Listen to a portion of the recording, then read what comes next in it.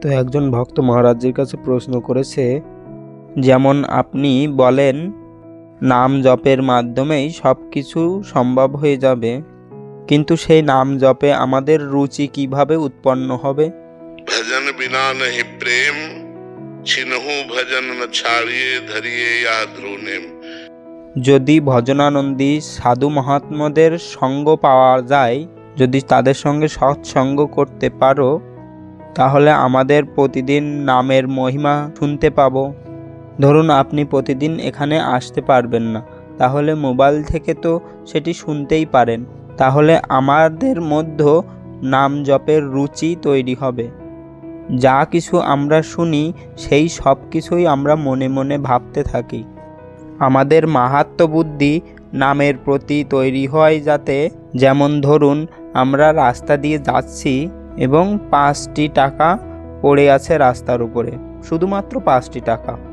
আমাদের যদি সেই 5 টাকার উপর মাহাত্ম্য বুদ্ধি থাকে, তাহলে আমাদের পা থেমে যাবে কি যাবে না? আমাদের যদি সেই 5 টাকার উপর মাহাত্ম্য বুদ্ধি থাকে, আমাদের মন থেমে যাবে কি যাবে না?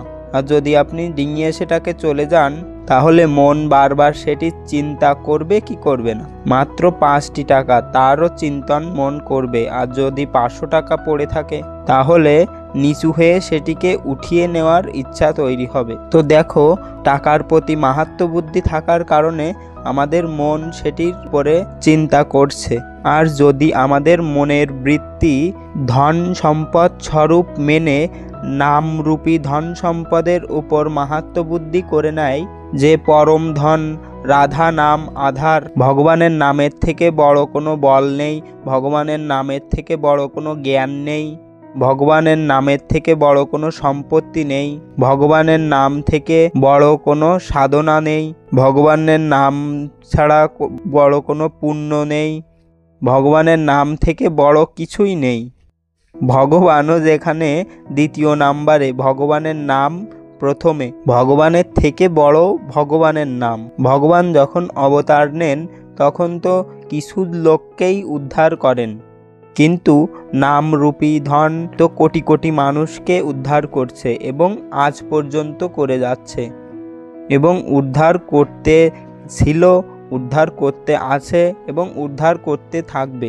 এই জন্য আমরা যখন সৎসঙ্গ শুনি এবং নামের মহিমা শ্রবণ করি, তখন আমাদের নামের প্রতি রুচি তৈরি হয়। প্রথম ভগতি সন্তন কর সঙ্গা। এই জন্য প্রথম ভক্তি হচ্ছে সাধুদের সঙ্গ লাভ করা এবং শাস্ত্র সমূহকে নিজে নিজে পাঠ করি। যেসব শাস্ত্র নাম মহিমায় দ্বারা পূর্ণ, যেমন শ্রীমদ্ ভাগবত, রামচরিতমানস এবং নাম মহিমার আরও ছোট ছোট বই, সেগুলো একত্র করুন এবং সেগুলোকে পড়ুন। তো নামের প্রতি যখন আমাদের মহিমাপূর্ণ বুদ্ধি তৈরি হয়, তখন আমাদের নামের প্রতি রুচি তৈরি হয়।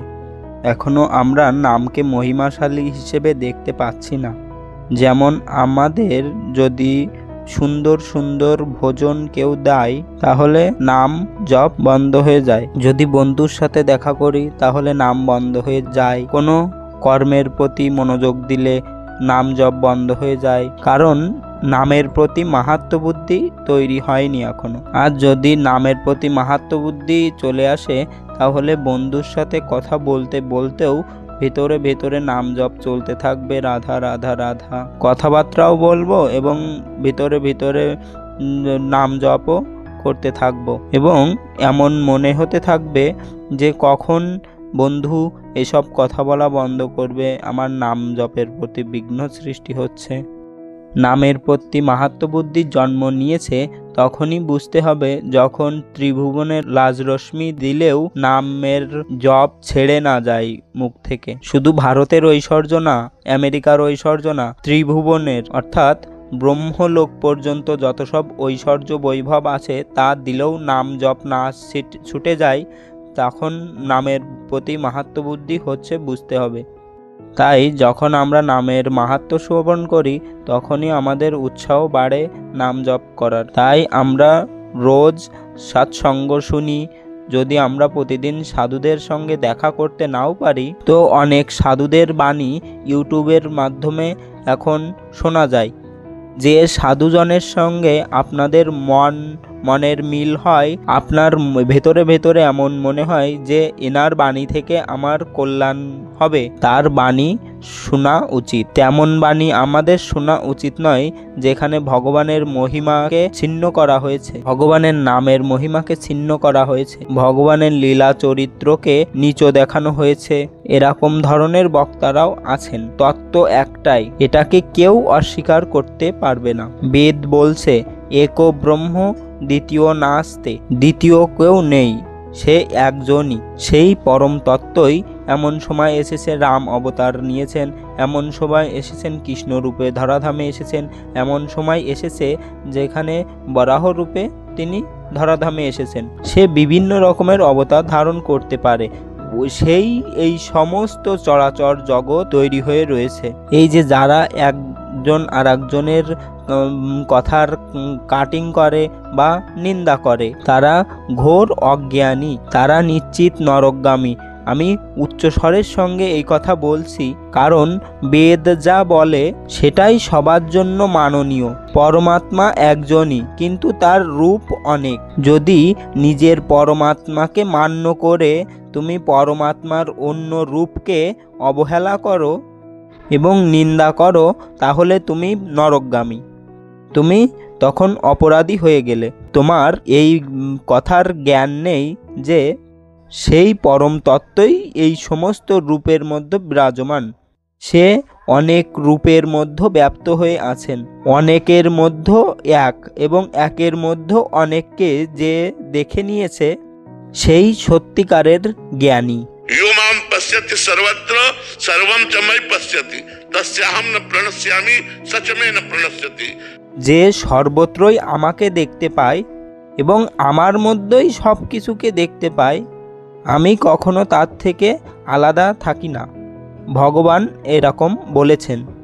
তো যতক্ষণ সত্য শাস্ত্রের জ্ঞান না হওয়া পর্যন্ত একজন আর একজনের নিন্দা করতে থাকে, তখন আমাদেরকে এটাও খেয়াল রাখতে হবে আমাদের সত্যিকারের সাধুর বাণী শ্রবণ করা উচিত। যারা সত্যিকারের সাধু তাদের লক্ষণ কি?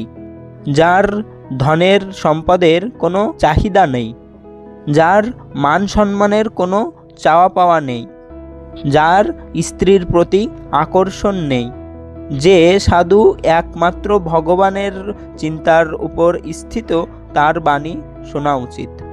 যে ধন মান ও ভোগের জন্য, তাহলে সে তো জাগতিক ব্যক্তি, সে ভগবানকে সামনে রেখে পেছনে নিজের বাসনাকে পোষণ করতে থাকে। সে যে কোনো বেশেই থাকতে পারে, যে কেউই হতে পারে, যার ভাব শুধু ভগবানের শুদ্ধ চর্চা করা এবং সেই চর্চার মধ্যেই নিজের শান্তি খুঁজে পাওয়া। गुण गावत पुलक शरीरा गदगद कंठ नैन बहनीरा। भगवान की ভগবানের পাবন চরিত্রকে বলতে বলতে সে ক্রন্দন করে ফেলেছে, কণ্ঠ ভরে উঠেছে, শব্দ বের হচ্ছে না। এটাই হচ্ছে মহাপুরুষদের লক্ষণ, এটাই ভগবানের নিজ জনেদের লক্ষণ। ভগবানের আদরের সাধুদের বাণী শুনলে ভগবানের নামের প্রতি আমাদের রুচি তৈরি হতে থাকে, আর নামকে জোরপূর্বক জপ করা উচিত। যেমন আমাদের ওষুধ দিয়েছে ডাক্তার, সেটা যতই তিতো হোক, কিন্তু আমরা রোগ নিবারণের জন্য সেটা অবশ্যই গ্রহণ করি। তেমনি ভবরোগের অচুক ঔষধি হচ্ছে নাম জপ। नाम भव भेषज हरन घोर त्रैशूल। যার নাম দৈহিক দৈবিক ও ভৌতিক তিনো তাপকে মিটিয়ে দিয়ে আগাগমন চক্র থেকে আমাদেরকে মুক্ত করে দেয়, সেই ভগবানের নাম ভবরোগের অচুক ঔষধি। তাই নাম জপ করুন এবং বারবার সৎসঙ্গ শুনুন, তার মাধ্যমে আমাদের নাম জপের প্রতি রুচি তৈরি হবে।